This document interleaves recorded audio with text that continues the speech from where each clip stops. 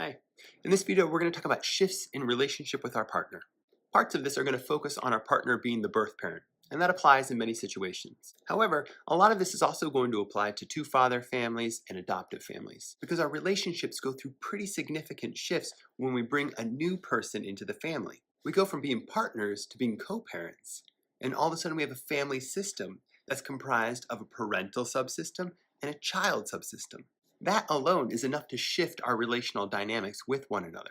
And when I say relational dynamics, what I'm talking about are some of those patterns or styles of interacting that maybe we've become accustomed to, like how we communicate, how we balance power, how we share in responsibilities, how we trust one another. And all this shifts drastically because we are now investing ourselves in different ways, with different people, with new people, and in different activities.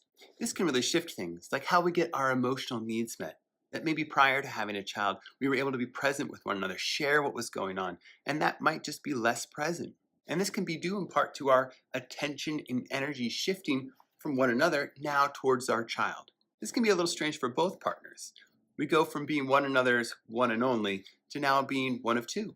And I highlight this in particular for fathers because most fathers identify as men. And as men, we tend to have fewer social supports. We have fewer outlets for emotional expression, and we oftentimes get a sense of affirmation from our partners. And as a result, we can sometimes feel kind of left out or disconnected, maybe even neglected by our partners. And sometimes just knowing about this is enough to kind of prepare us to help us understand or approach this shift with empathy. To be aware that these emotional withdrawals are going to happen. We're going to be redirecting our energy towards this child, and that's a protective kind of survival mechanism. And it's not outright rejection of us. Knowing about this in advance can help reduce the cognitive shock of it, because it is pretty jarring to go through this transition in our relationship. However, it doesn't necessarily make it any emotionally easier. Even if we know it's coming, it still feels like a hurt. And this can really get amplified if it starts to trigger our own wounds, those wounds that we experience as a child of feeling neglected or left out or is not enough. But it's not just one parent going through this transition. So it's not that we resent our partner for changing, but it's that we're both shifting. And those shifts will continue to happen over the course of our relationship. But it's true that they do become a little more pronounced with the newborn in the home. In the cases where the birth parent is the mother and they're breastfeeding, that can be all consuming.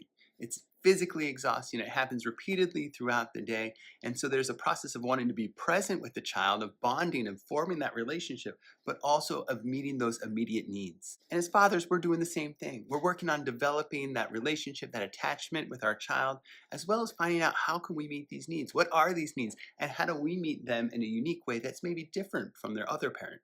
And what I'm pointing to here is a whole bunch of different functions, roles, skills, really requirements on our time that weren't present before we had a child.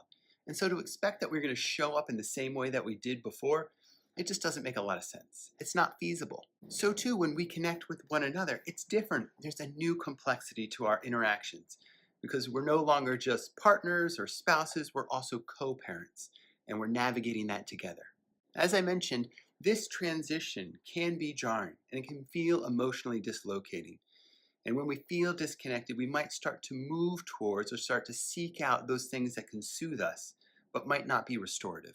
These escape routes from the discomfort in our relationship can be things like overworking, so staying on the job a little bit too long, or throwing ourselves into late night work sessions, or substance use, picking up some alcohol or some cannabis to soothe our uncomfortable feelings, or exploring pornography more, spending time scrolling, or even finding ourselves connecting with others in emotional or physical affairs. These can be signs of unmet emotional needs, and as I'm pointing to here, it might be that our partner doesn't have the capacity to be present to meet all of our needs, at least not in the same way that they used to. But our needs for closeness, our needs for intimacy and connection don't go away, and we don't want to minimize them or say that they're unimportant. And with so much going on, whether it's a newborn, an infant, or a child, our connection can get lost in all the noise of the chaos of the diapers, the feeding, the exhaustion, the traveling around. It's just so much going on. As a result, some of our communication and connection gets focused on the child. We all of a sudden become really task-oriented. When are things going to be done? What's the sequencing of events? What needs to be paid for? What needs to be picked up? Where do people need to get to? That means that we have less capacity to show up for affection, intimacy or really genuinely and truly listening to one another and what we're experiencing. And it is a bit of an ongoing joke, particularly for new parents. That joke of finally we got a night out together and all we're doing is talking about the kid. But it reflects a real process that we go through, a real experience. And as a result, it's important for us to intentionally take time together, intentionally set aside time to talk about non-child things, non-baby things, non-logistical things. We've run into this decision fatigue because we're always deciding, always planning. So let's pull back from that and just be together in a different way. Additionally, small points of physical affection, physical intimacy throughout the day can help maintain that sense of connection that's different than being co-parents and reminds us that we are partners, that we're spouses, that we're intimately involved with one another. And together we can start to identify and differentiate the different ways that we want to connect and take time for each of these. You know, the date night, the let's go out, or even if we stay in. Let's make sure it's fun. Let's focus on one another. Let's play around. Let's do something spontaneous. And those are a little different than the check-ins where, hey, I just want to check in. How are things going? How are you feeling? What's going on for us right now?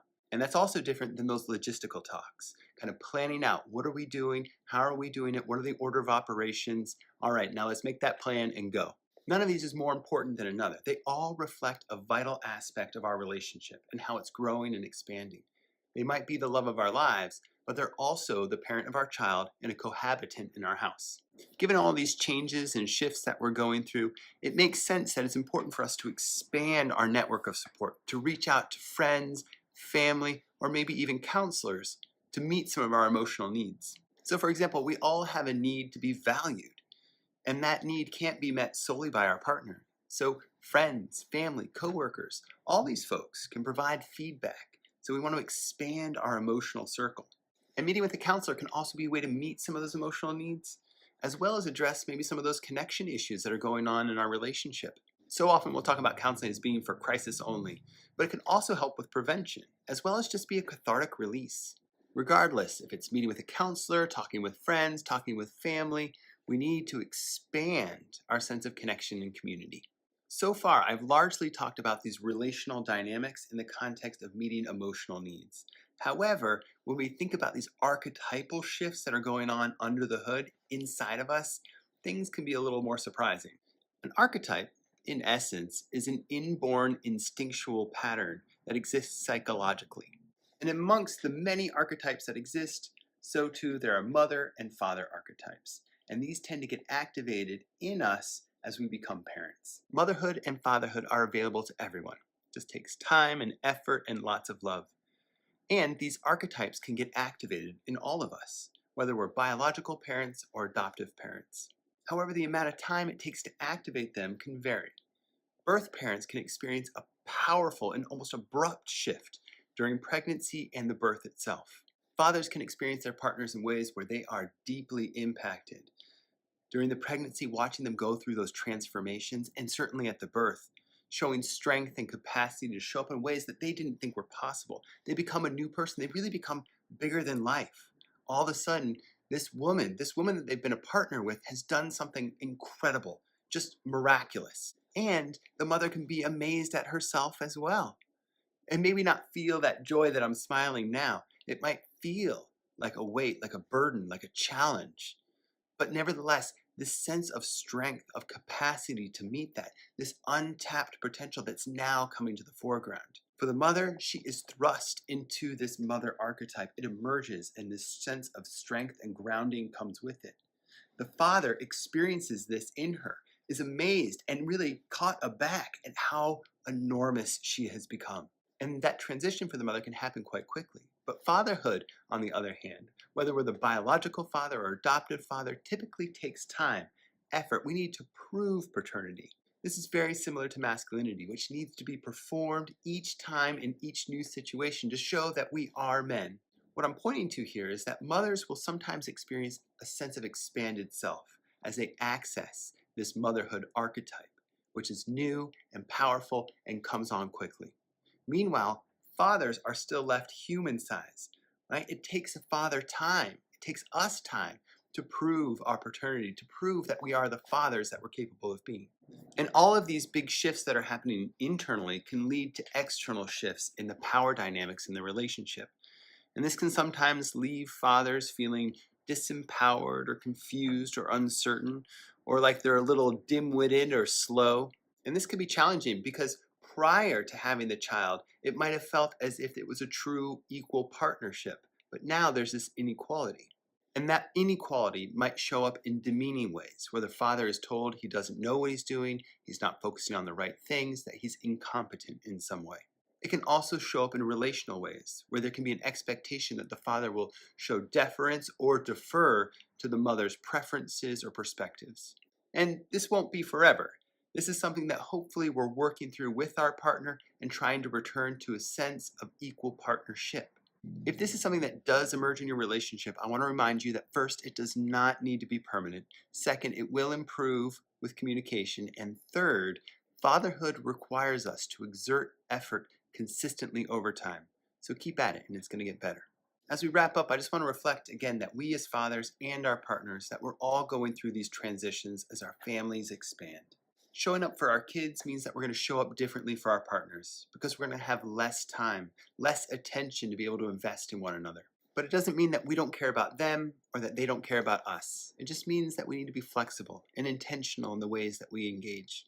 Because these relationships are important. They're important to us, they're important to our partners, and it's important for us to model a loving, caring, and supportive relationship for our kids. Thanks so much.